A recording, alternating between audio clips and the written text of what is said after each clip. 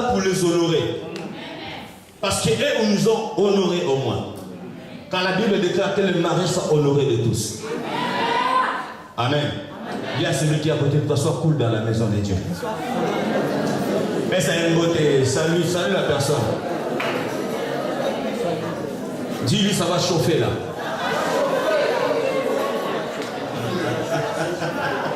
Alléluia. Non, dis-lui avant, ça va chauffer là. Ouais. Oui, normalement, ce siège, si tu vas avoir le courage de dire Amen aujourd'hui.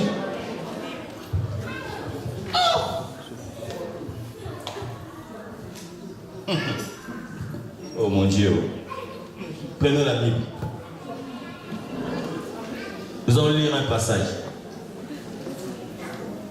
dans le livre des 1 Corinthiens, chapitre 7. Est-ce que vous êtes encore là? Amen. Non, est-ce que vous êtes encore là? Amen. Est-ce que vous êtes encore là? Amen. Gloire à Dieu. 1 Corinthiens chapitre 7, à partir du premier verset jusqu'au 11e verset. Et nous allons encore lire 1 Corinthiens chapitre 6, 9 à 10. 1 Corinthiens 6, 9 à 10. Et je vous invite encore tous à se mettre debout pour honorer la parole de Dieu. Vous avez tellement un esprit de vous asseoir trop, alors on va se mettre debout. Nous ne sommes pas dans une religion, je ne sais pas comment, ici c'est Jésus qui règne.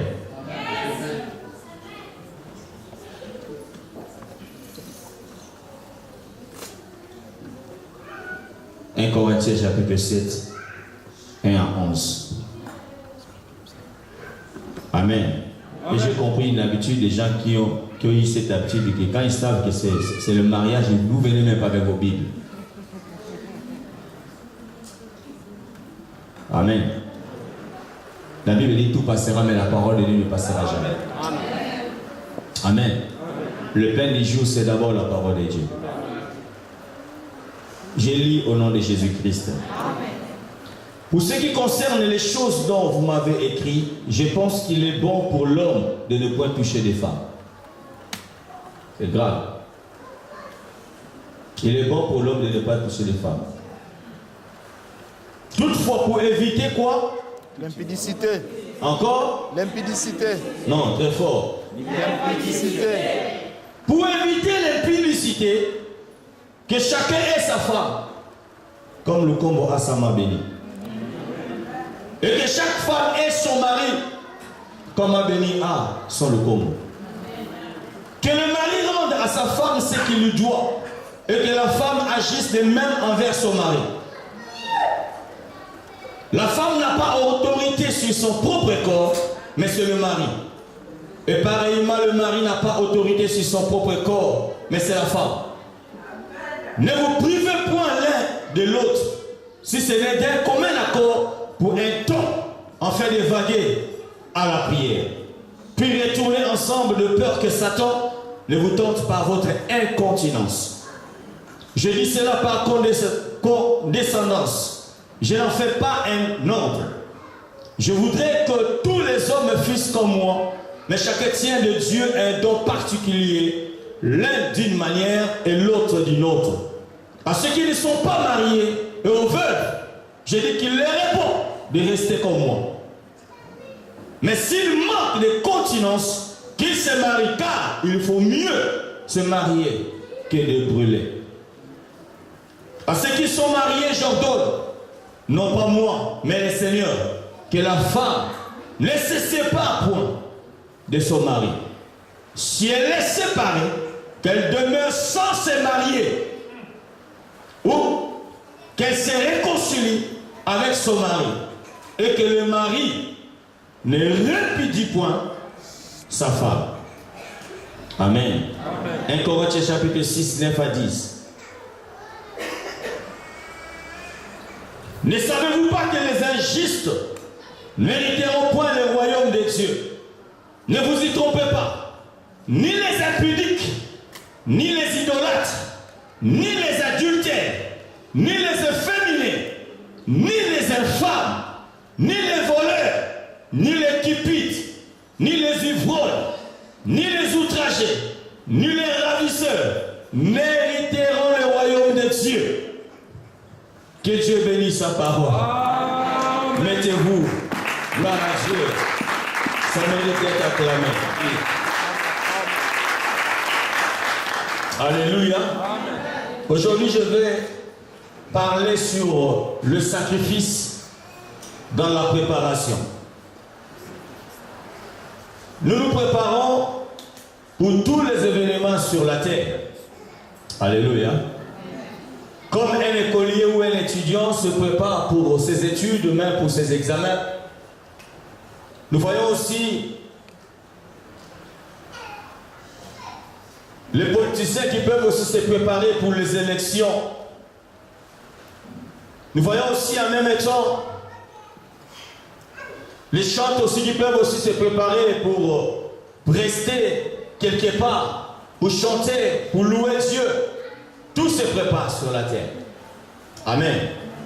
Et je crois aussi que notre bien-aimé, nous comme ma béni, se sont préparés pour que cet événement soit réellement une réussite. Et dans la préparation, mon frère, ma soeur, il y a des sacrifices à faire. Chaque préparation demande un certain sacrifice. Et je crois que les mariés se sont préparés et ils ont fait des sacrifices pour que ce 20 août soit une journée qui va marquer, pas seulement leur vie, mais qui va aussi marquer leur entourage et leur famille. Et je crois que bien aimés, dans leur sacrifice, ils étaient même arrivés à sacrifier les vacances parfois de leurs enfants, même d'autres plaisirs qu'eux-mêmes pouvaient, bien aimés, se donner. Ils se sont sacrifiés pour que ces jours ici soient réellement leur jour. Alléluia. Alléluia. Donc à chaque préparation, bien aimé, il y a des sacrifices à faire. Mais seulement nous voyons quelque chose dans ce monde. Et c'est ici en Europe où nous sommes. Combien de personnes qui se sacrifient, bien aimé, pour préparer leur mariage. Amen. Il y en a qui sacrifient des millions, des milliers d'euros pour qu'un jour seulement de réjouissance. Alléluia. Parfois même, on vient dans un mariage, le marié, bien aimé, font des choses pas seulement pour eux, mais parfois c'est pour vous qui êtes invités. Alléluia. Mais bien aimé, malheureusement, c'est que nous remarquons. Les gens font des préparations, ils font des sacrifices. Mais parfois, après des mois, après une année, après 2 ans, il y a les divorces qui se pointent. Quel gâchis. Bien celui qui a voté de toi, quel gâchis. Encore. Encore. Non, très fort. Gloire à Dieu. Je vous aime bien ce soir. Alléluia. Bien aimé, je vais vous dire quelque chose ce soir. Comme le mariage d'un homme et une femme qui se préparent, de la même manière aussi, bien aimé, il y a aussi un autre mariage qui nous attend à l'église. Notre union avec Jésus-Christ. Et cette union doit être préparée, mes frères et sœurs. Et si nous sommes sur la terre, frère, c'est pour la préparation de ces jours-là. Voilà pourquoi nous sommes prêts à sacrifier nos jeunesses, à sacrifier nos sentiments. Parce que nous ne voulons pas que ces jours-là, que personne ne puisse les rater. Même parce qu'à ce jour-là, il n'y a pas de repêchage. Alléluia. Amen. Alléluia. Amen. Où tu rentres pas. Voilà pourquoi c'est aujourd'hui qu'il faut préparer ces jours-là, bien-aimés. Et j'ai remarqué, mes bien-aimés, il y a un péché dans ce monde qui empêche beaucoup de vies, bien-aimées, à hériter le royaume. C'est ce que la Bible parle de l'impudicité. Il y a celui qui a voté pour l'impudicité. Je sais que dans les assemblées, beaucoup des églises n'ont pas parlé de ces choses. Pourquoi? Parce que cela est devenu normal. Si tu veux être haï, les gens bien aimés condamnent seulement l'impudicité et l'adultère.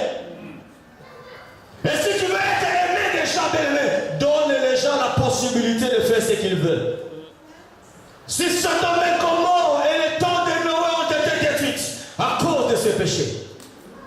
Bien aimé, on nous parle dans la Bible, tous les péchés, l'homme peut résister. On peut résister au mensonge. On peut résister à ce qu'on quérit, bien aimé. Mais pour l'impudicité, la parole de Dieu déclare, vous devez le fuir. La Bible déclare, fuyez l'impudicité.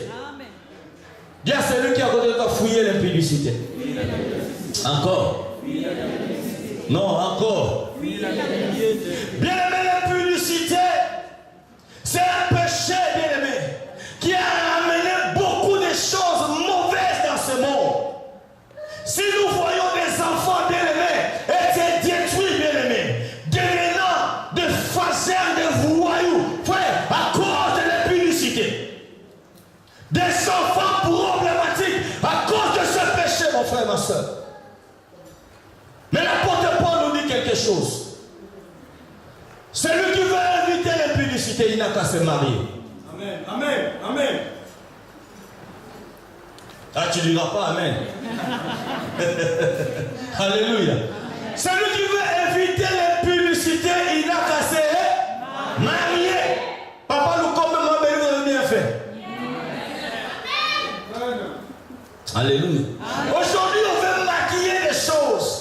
Des gens qui vivent dans la prostitution, tellement qu'on vous a donné des mots français, vous croyez que cela va changer les cœurs de Dieu. La cohabitation, c'est la prostitution modernisée. Il y a même des enfants qui fuient la maison de leurs parents pour chercher des appartements à gauche et à droite. Pas seulement parce qu'ils veulent être indépendants, non, loin de là, parce qu'ils veulent faire la prostitution. Voilà, il veut recevoir les hommes comme elle veut. Laisse-moi te dire si tu es là. Avec celle qui se met debout à la forêt de Saint-Lys, avec celle qui se met debout à la forêt au bois de Boulogne, vous êtes pareils. Avance, papa. Il n'y a pas de différence. La Bible déclare dehors les impudiques, dehors les féminins. Tu es un homme, tu veux devenir une femme. L'homosexualité, c'est de l'abomination. Si tu veux être haï du monde, oh bien aimé, condamne l'homosexualité. Je mérite être condamné par le monde, mais bien aimé, je ne tolérerai jamais ces choses. Quand la parole nous déclare, bien aimé, même dans la loi, ces gens qui faisaient de telles choses, bien aimé, on les lapidait. On les lapidait. Tu n'as pas honte, toi, un homme qui veut devenir une femme. Tu te dénudes et tu le trouves normal. Chez toi, tu trouves que tu es normal dans la tête. Laisse-moi te dire, si tu es là ce soir, tu n'es pas normal, tu as un démon. Tu as un démon. Il y a aussi des femmes qui l'aiment au moins. Moi, j'ai une tendance qui est féminine. N'importe quoi.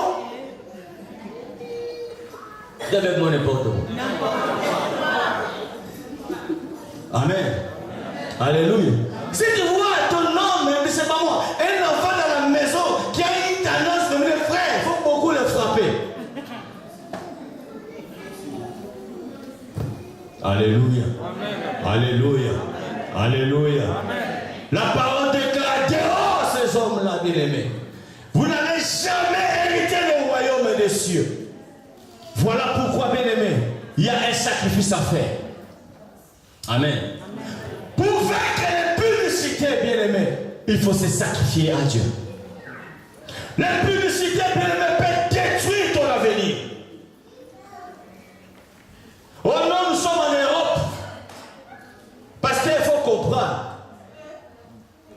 Ah bon? Vous allez accoucher à gauche, à droite et il y a des enfants, tout ça parce que vous avez besoin de papier. Après, pourquoi tu fais moi le PC comme Rebecca? N'importe quoi. PC comme un papier. Ah, je croyais que vous alliez acclamer très fort.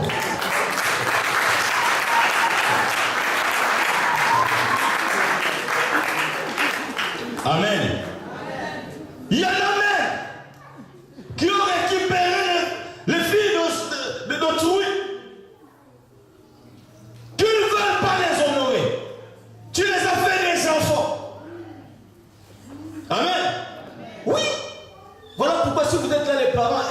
réjouissez-vous au moins.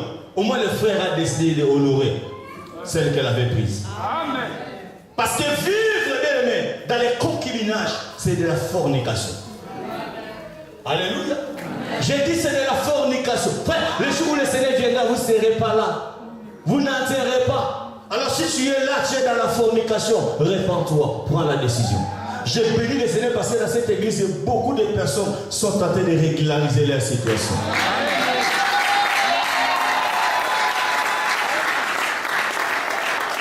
Nous vivons dans ce monde bien aimé, où même les pasteurs ont peur de ces choses. Tout ça parce que le combat de l'amour pasteur est impudique. En commençant à dire le pasteur est impudique. Alors, Et comment peut-il prêcher ça? ah, vous aimez les telles églises. Là, voilà, prêchez. Daddy.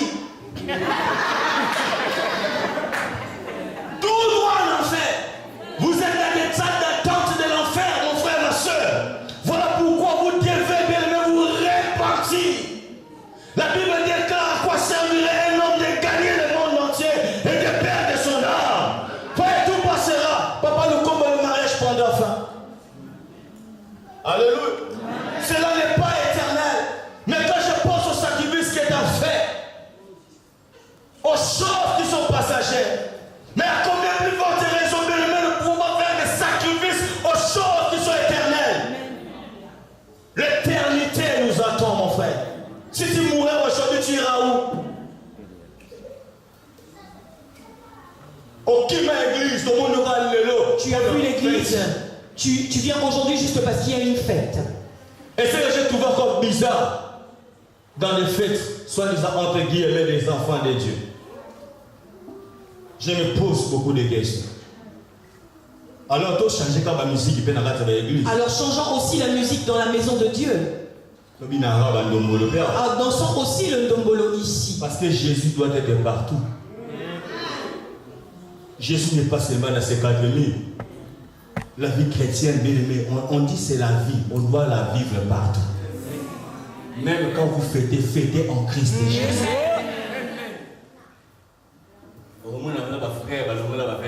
Tu vas voir qu'il y a des frères qui enlèvent même la veste.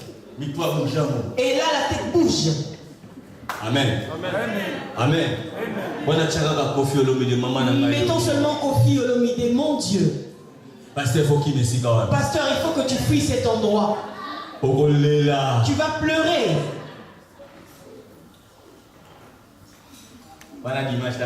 Et là, le dimanche, quand il va arriver, Alléluia! On est au ciel!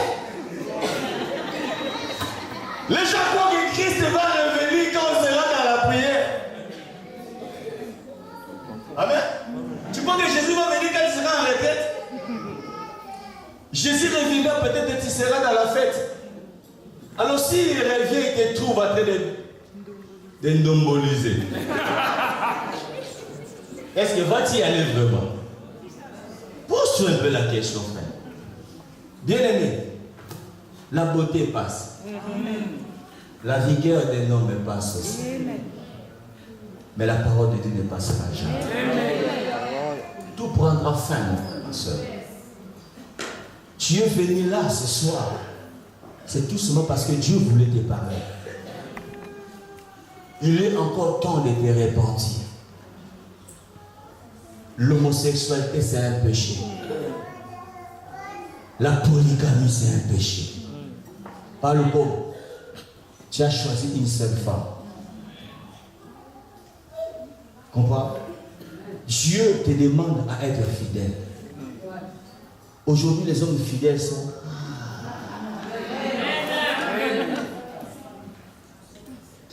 Non, bah, pasteur, bah, comment infidèle? Même les pasteurs sont devenus infidèles. Pasteur en Christ va les garder. Et les sœurs ne peuvent même pas passer. Ces jours-là, en enfer, vous allez tous vous retrouver. Amen.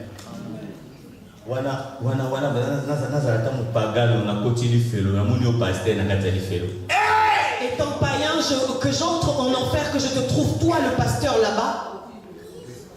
Là, il est déjà en enfer. Je veux commencer à t'appeler. Parce que toi, tu devais être exemplaire. Beaucoup iront en enfer avec la Bible à la main. Alléluia. Voilà pourquoi, bien aimé, il est temps, bien aimé, qu'on se réformise. Frère, sois fidèle. Dieu a créé un homme pour une femme. Amen. La Bible déclare le deux. La Bible ne déclare pas les trois. Les deux deviendront une seule chair. La Bible déclare que l'homme quittera sa femme, son père, pardon, et sa mère. Et il s'attachera à sa femme et non à ses femmes. La polygamie, la polyandrie, bien aimé, c'est la fornication. C'est de l'abomination devant le Seigneur. Toi qui n'es pas encore marié, il y a une femme pour toi, il y a un homme pour toi. Pourquoi? Parce que quelque part, Dieu en nous créant, bien aimé. Vous savez, l'homme a combien de côtes? Hein? Pardon?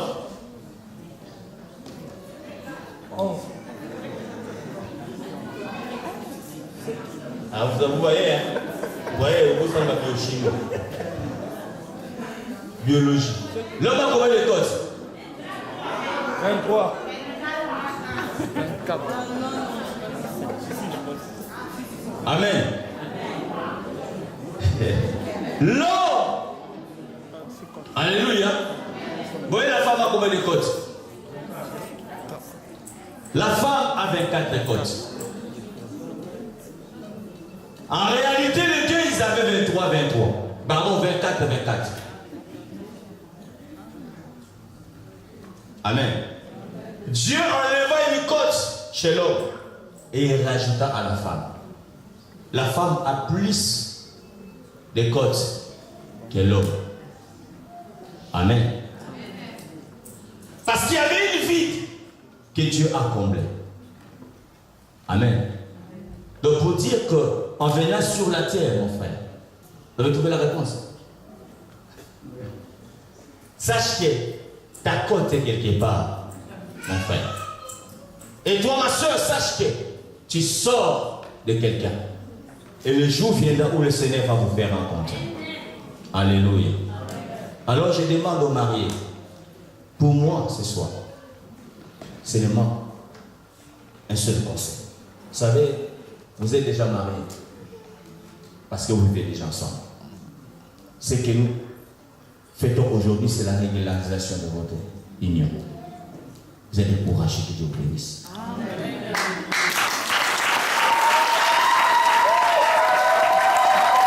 Celui qui s'est mis de vous, que Dieu le bénisse. Au moins, il a compris ce que j'ai dit.